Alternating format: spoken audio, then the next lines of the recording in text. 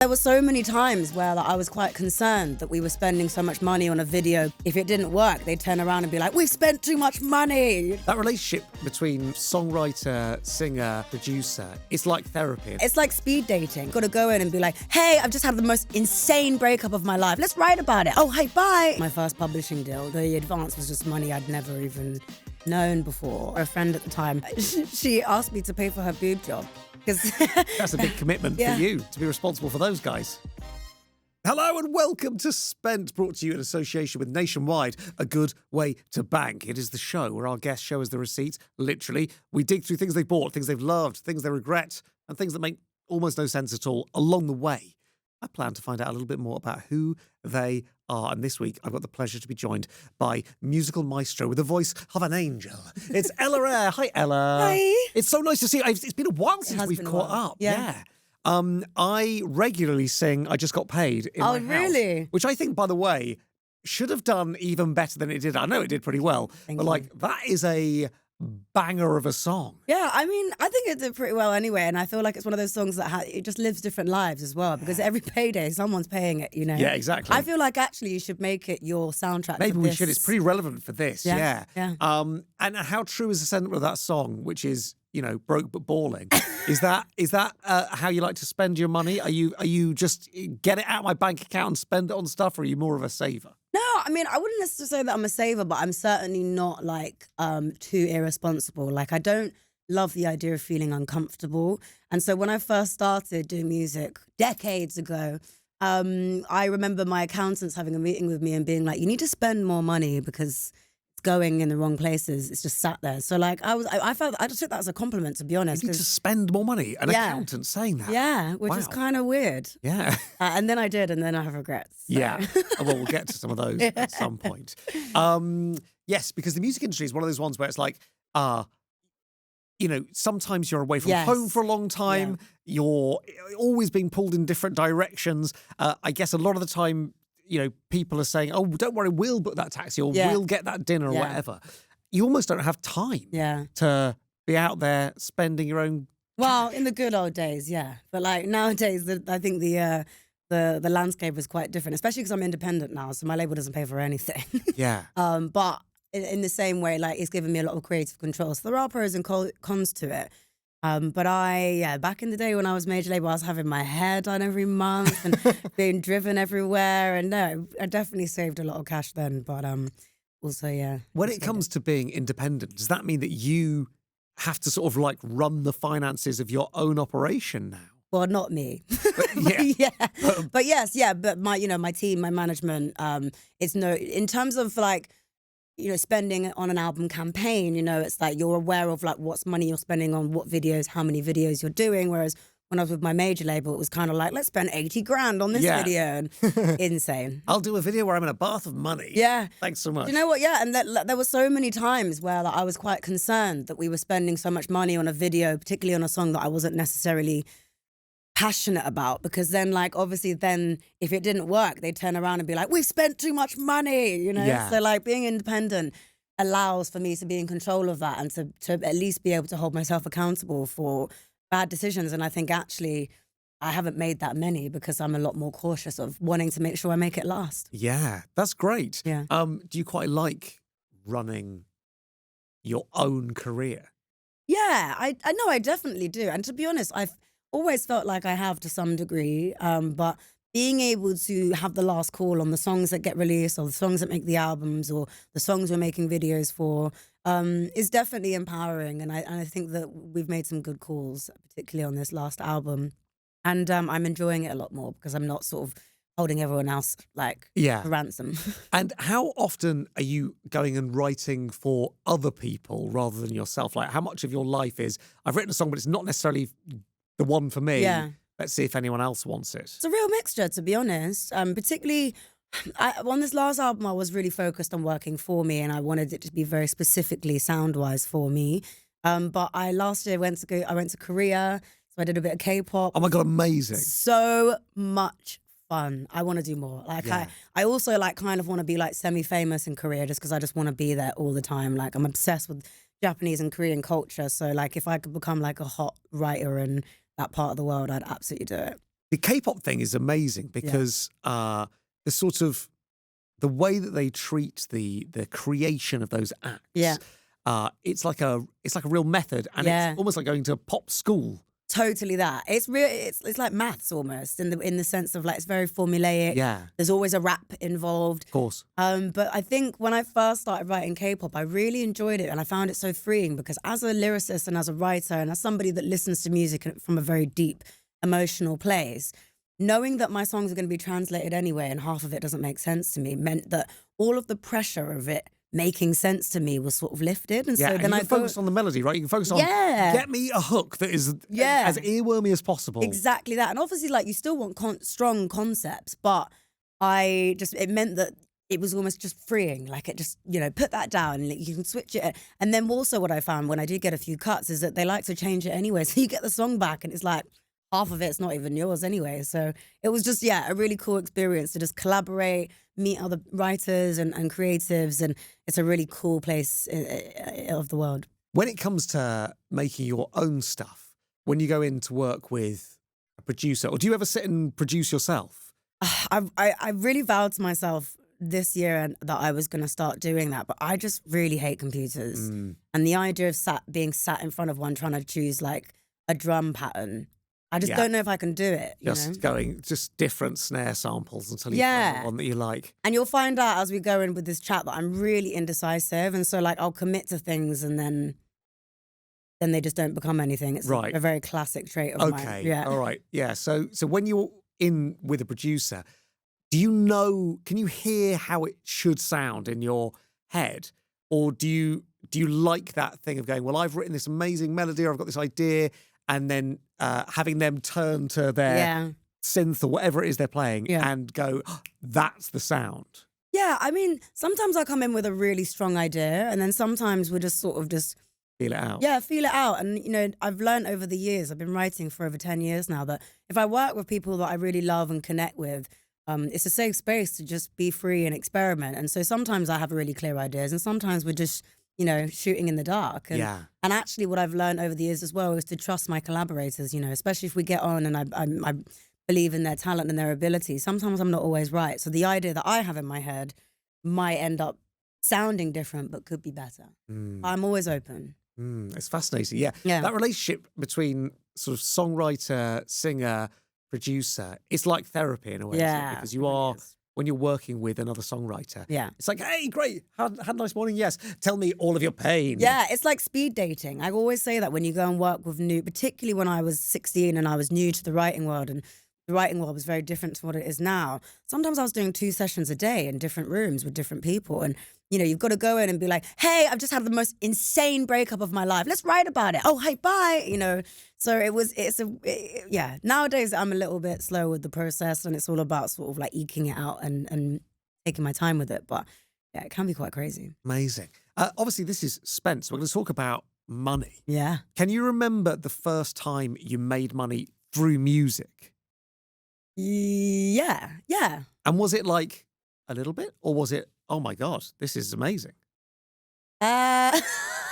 Wow, I didn't realize how uncomfortable this podcast was going to make me. It was fascinating. I think also because I'd gone into music just sort of following my dream. I didn't really have a backup plan. And when things actually started to go well, it blew my mind, to be honest. And the thing that came to my mind first was my first publishing deal. It was just the advance was just money I'd never even known before. And I remember a friend at the time who I trusted, she asked me to pay for her boob job because it was like so impressive that I told her and was like, wow, can you believe this? And then she was like, oh yeah, I was just wondering, and I was just like, oh, okay. That's how I knew that I was doing all right. Yeah, that came out of left field. I said no. You said no. Yeah. Yeah, okay. I was going to say that's a big commitment for you. Yeah. Yeah, to be responsible for those guys. Yeah, well, and I think also like because I kind of gone into music feeling a bit like, I don't know how long this is going to last.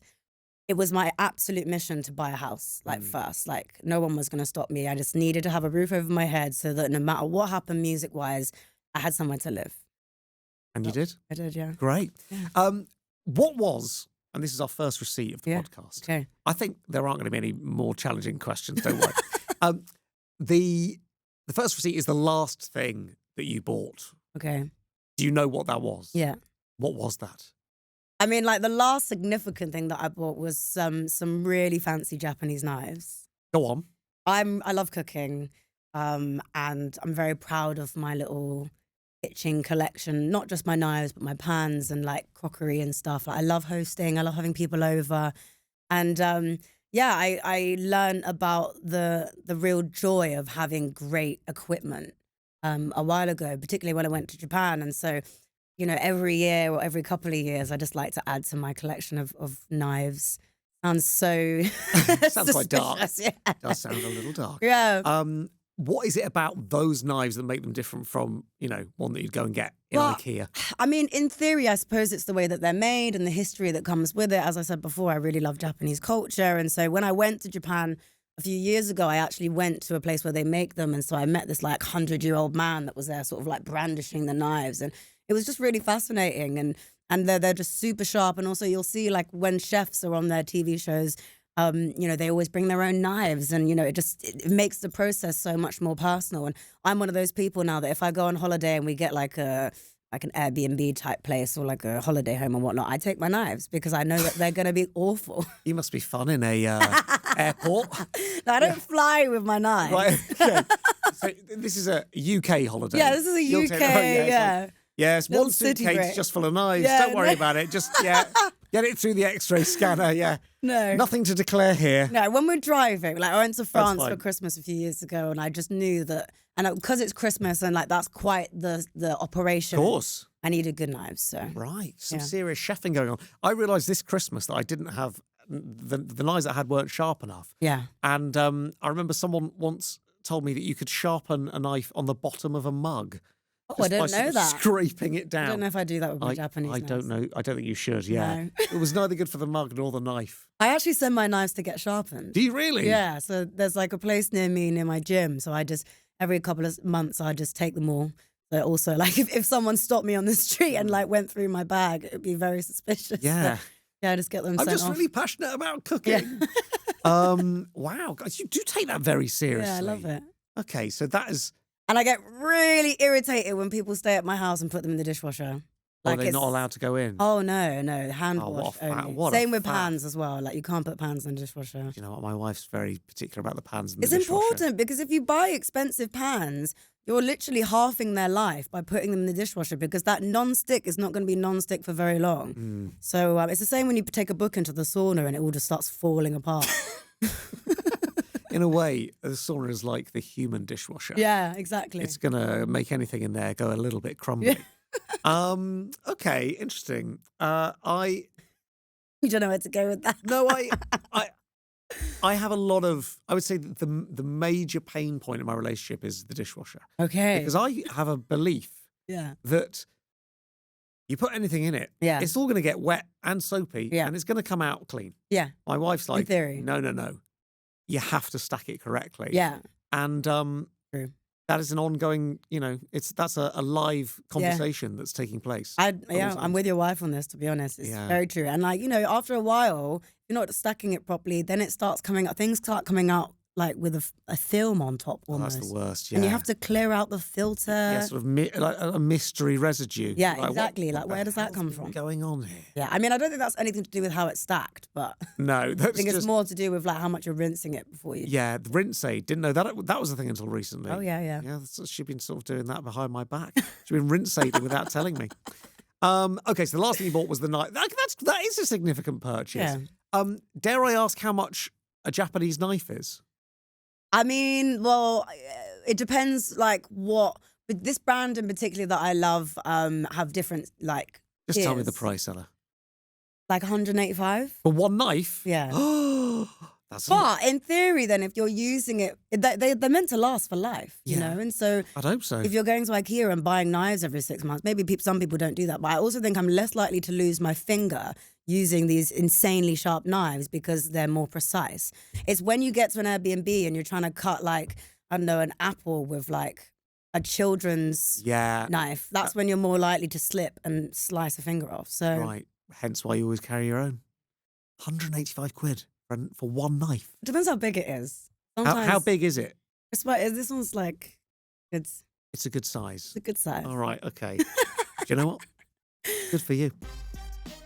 We're going to move on to your next receipt, and that is for a purchase that you regret. Oh, yeah. You sort of hinted that there might be a couple of things. Oh, there's loads of things. Go on. Furniture. Because in lockdown, like everybody, I became an interior designer in my own head. And I think I've got, I can say this because it's, where I live and I'm happy that I think I've got good taste in the sense that I like what I like. But when I moved house, I started buying all this furniture with the intention of all these like lavish plans of painting rooms and doing all like feature walls, etc., etc. And I would buy sort of like one-off unique pieces with a vision for a certain room. And then like when I moved house and became an independent artist and had to start like sort of like tightening the coin purse a little bit, I just haven't ended up renovating my house. So like now I've just got like some of these really nice unique pieces that just don't look right in this house that I haven't managed to renovate. And so like I just regret it because I think I'm probably going to sell the house before I actually like live out this Before dream. you get the dream set up. Yeah. When you say these sort of unique pieces, what makes them unique? Is there anything like unusual or avant-garde about them? More so that like I really love vintage shopping. Yeah. So like they are sort of like one-off pieces. And also not necessarily vintage, but sometimes from certain brands that I've bought from, they only have small collections. And so like they're 1 of 10 type thing. But yeah, I've just got all this furniture that just don't really go together because I had this vision that I've now also like 5 years has passed and my taste has changed. And so there's just bits that I want to get rid of. And there's one piece in particular that I hate. And it's so heavy. And I've put it on eBay. And What is it? It's a chest of drawers. Okay. It's all mirrored. And it's like one step away from like a crushed velvet sofa. I just hate it so much.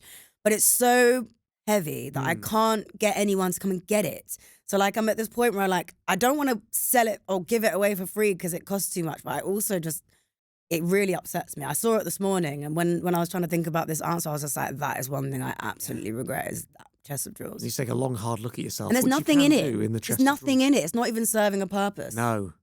So, yeah. Also, a fully mirrored chest of drawers. I'm thinking about if I were to open a drawer, you're going to get like fingerprints. Yeah, I mean the all over handles it. aren't mirrored, so that's less. But you of an have to issue. approach it with great caution. Yeah. You don't want to be putting fingerprints all over the place. Yeah, I guess so. No one needs a fully mirrored surface. Well, to I be mean, like, I polishing. don't even touch it, let alone look at it, use it. It's just there. So, yeah. You ever use it as a mirror? Not deliberately, no. No, you have to sort of squat down. Yeah. Just to check your half out. Looking good. I'm looking good in a squat. Oh, yeah. Okay, yeah, furniture. I think furniture is one of those things that is such a big commitment. Yeah. And if you get it wrong, Yeah. it stays with you. Yeah. I've done it with, It really with does. sofas before. Yeah. I've got rid of my old sofa, and that sofa knew my body like no one else. Yeah. And you get the new one, you're like, feels wrong. You know what? The sofa I have, I love, but it took me 6 months to choose.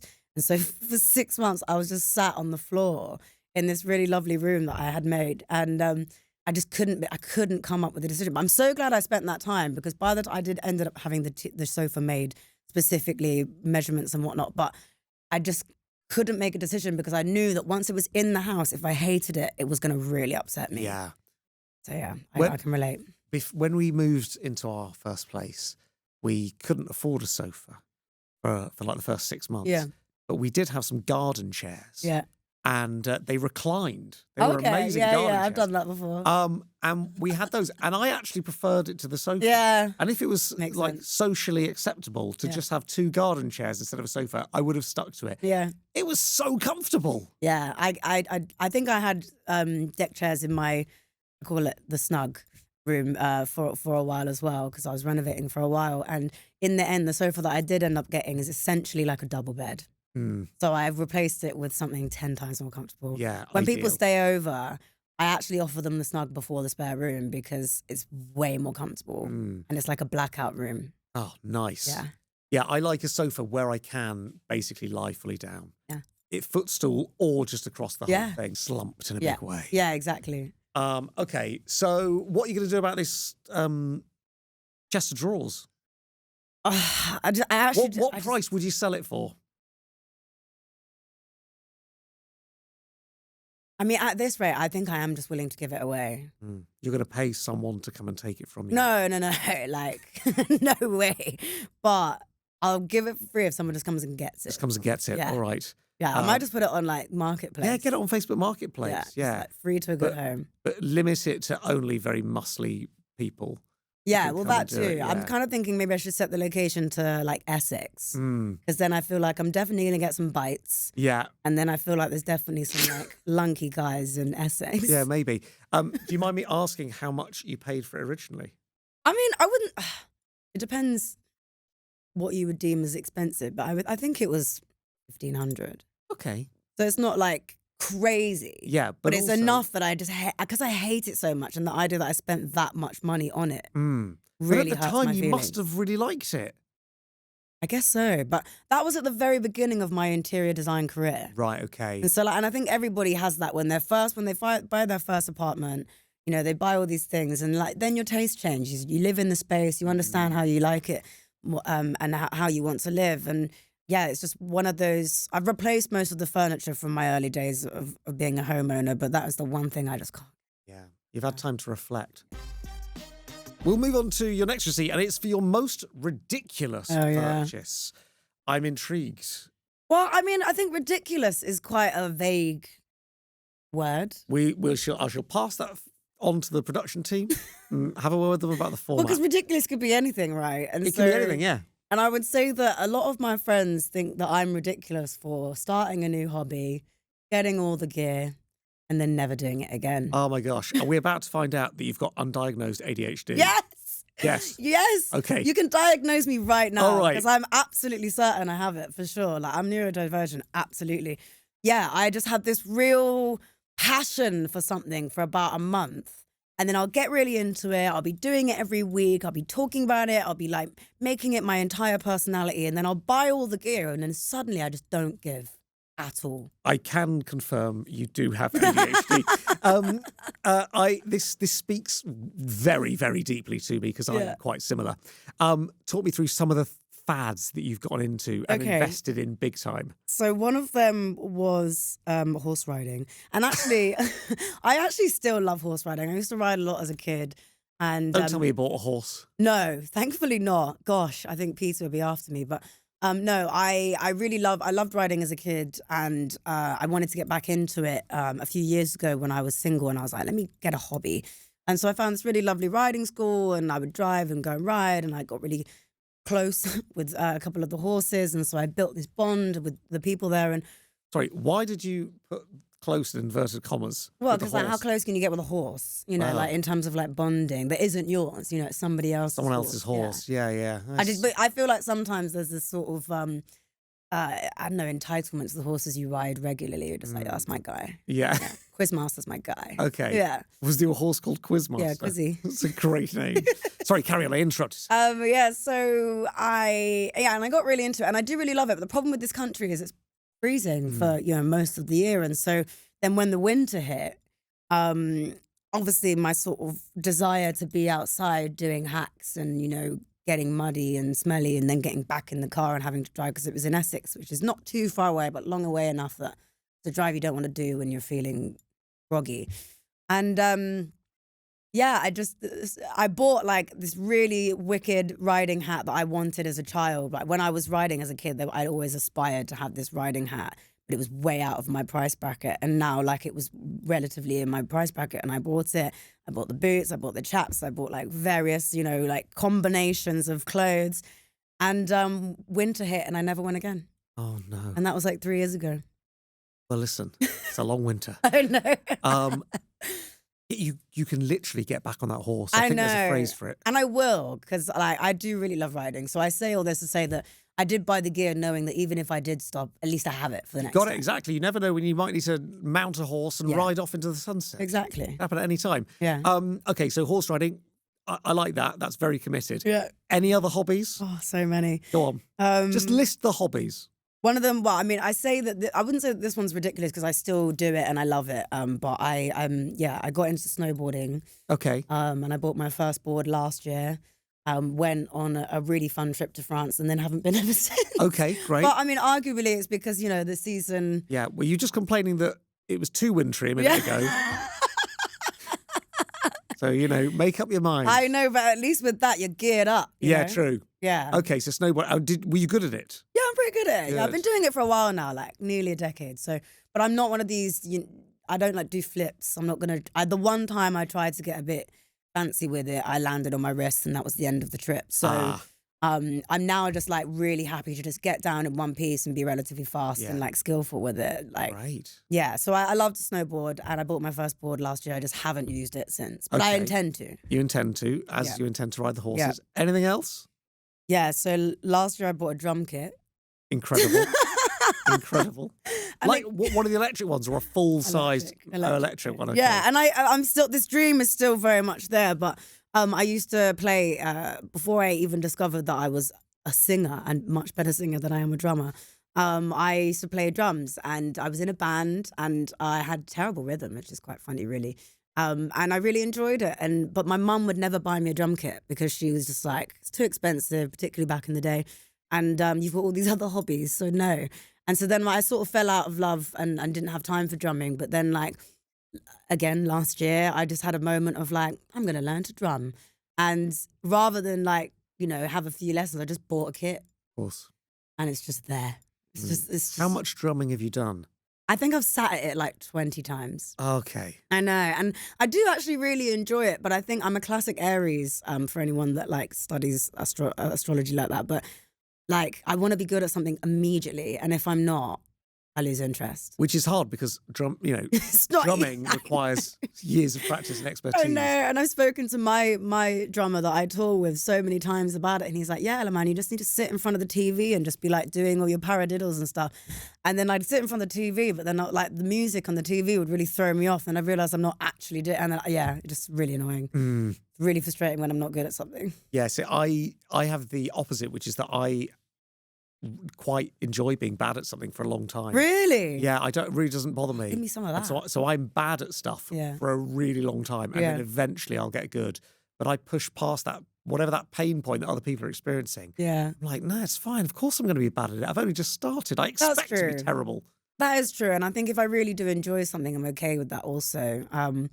But yeah, it's just one of those I say quarter life, I'm 30 now, so just past my quarter life crisis. But it's just one of those things where I'm like, right, new skills, what can I do? Yeah, why not? Yeah. Why not? Let's get drumming. It's hard. I think it's really hard. It's really hard, yeah. It's so impressive when someone's good. How are you doing that? Exactly. It's got a proper rubbing your stomach, patting your head vibe to it. Exactly. When they're doing a 16th note on a hi-hat, and then the snare's doing quarter notes or whatever, and it's like, how are you able to split those bits of information? And one thing I really do love about it is when you crack that, when there's something that you're really struggling with it, and then one day it just clicks, and you're like, sick, I got it. But you just have to plow through so much with it, and I think I need a teacher over my shoulder telling me to do it. You need someone to hold you accountable. That's what you need. Yeah, hold my hand. Yeah, an authority. Literally hold your hands and they can do the drumming on your behalf. Chain me to the stool. That is ridiculous, but also I think it's what makes you sort of interesting as a person. You've got all these different things that you're fascinated by for a short amount of time. And you're right, the passion can take over, you know? It's like, all you want to do is talk about drumming. Yeah, I know. But now I'm thinking about selling my drum kit and getting a decks because now I want to be a DJ. Oh my God. Again, classic. I think you'd love it. Yeah. I think it's quite nice for the mind, DJing.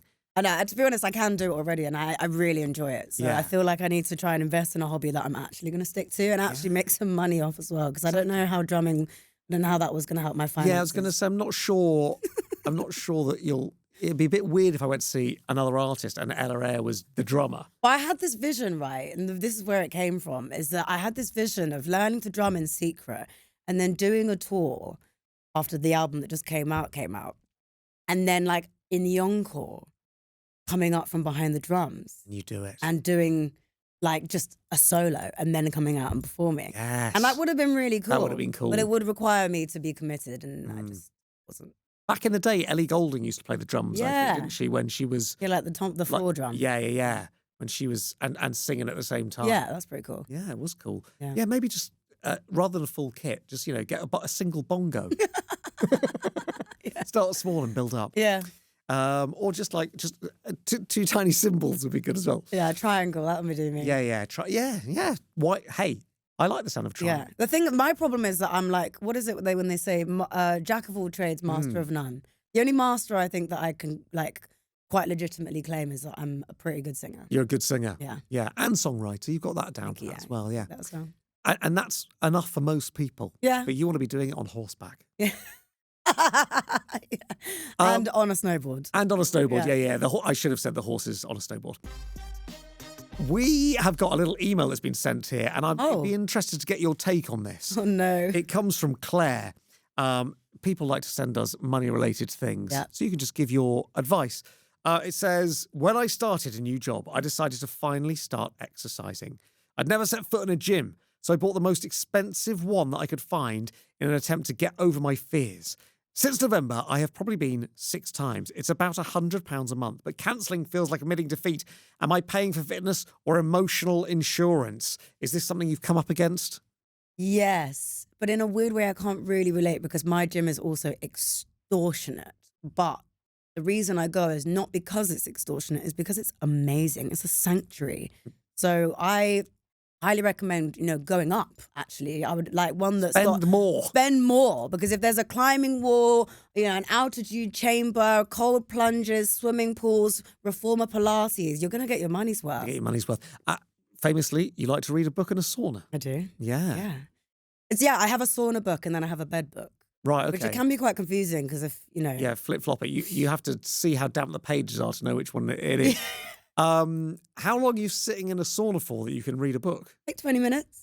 But I would say that that's my way of staying in there longer. Right. And back to me being neurodivergent, I just really struggle to sit there and do nothing. Yeah. So the book helps me actually make the sauna worthwhile. Yeah. I have that with saunas as well. I just there's nothing going on in this room. What am I meant to do here? I don't like baths for that reason as well. Yeah. Everyone's like, I sat in the bath for an hour and a half. And I was like, why? Yeah. How? Just stewing like a little tea bag.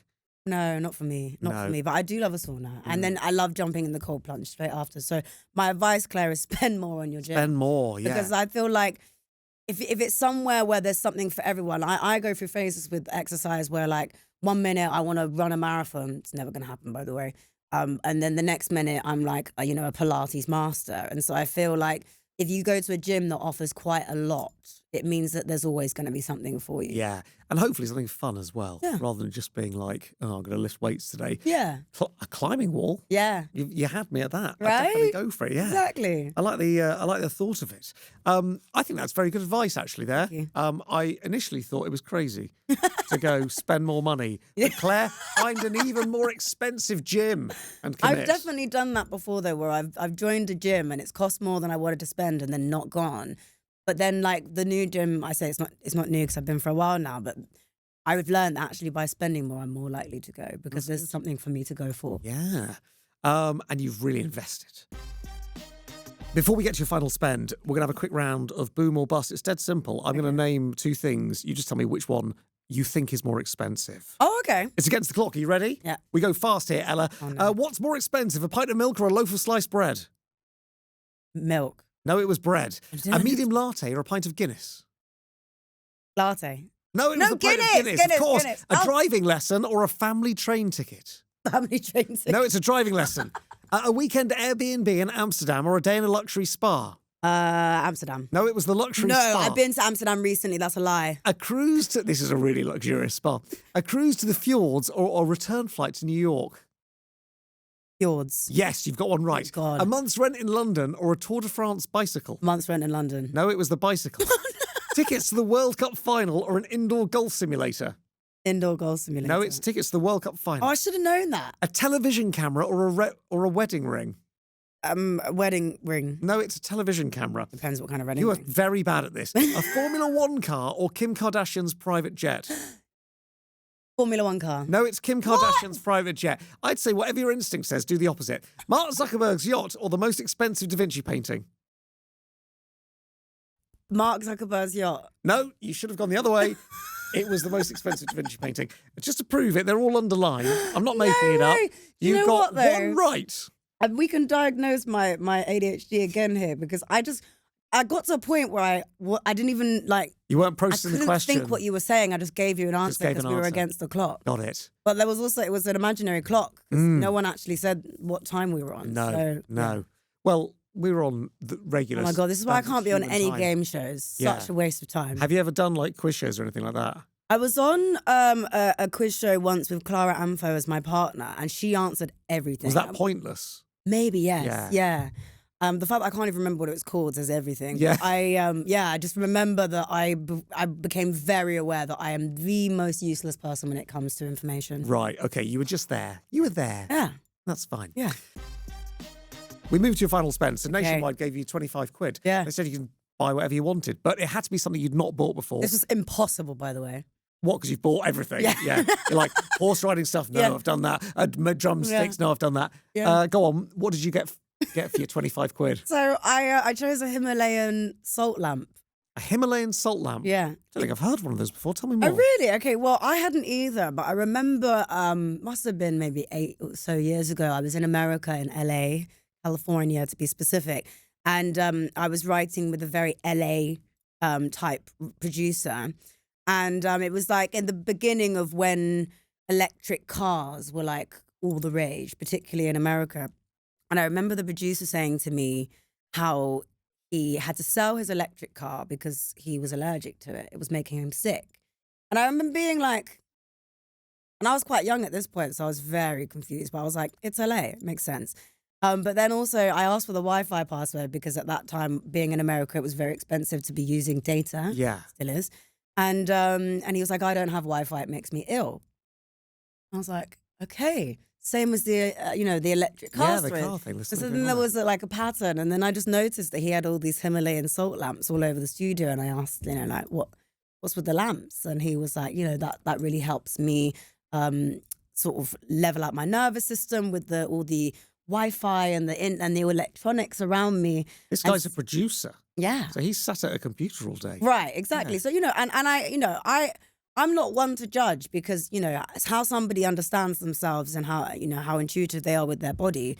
It's totally up to them. But it was just a very fascinating day of like, wow, I didn't know electric cars can make you unwell. I didn't know that Wi-Fi can make you sick. And I didn't know that Himalayan salt lamps can sort of help counteract that. Hang on. Isn't it? I've got one here. Aren't you plugging it in? You're so right. That's so true. Maybe it wasn't a lamp though. Maybe it was just the rock itself. Yeah. Right. But it is a thing. Like I definitely have heard about Himalayan salt having sort of healing qualities to it. But I just remember that story being like, it's always stayed in my mind. And especially now because I'm really on my spiritual enlightenment journey, I thought it was time to sort of maybe invest. Mm. When it was brought into the studio, I thought it was frozen meat. From Lady Gaga's Dress in the Brits. It does look like, from a distance, it does just look like a big bit of pork or something like that. Yeah, like something that's been in the freezer for too long. Exactly, yeah, it's got a bit overfrosted. Yeah, yes, if you ever got an ice cream from last summer out, it looks like that. Yeah. Well, there you go. It does come with a plug, which we'll give you at another time.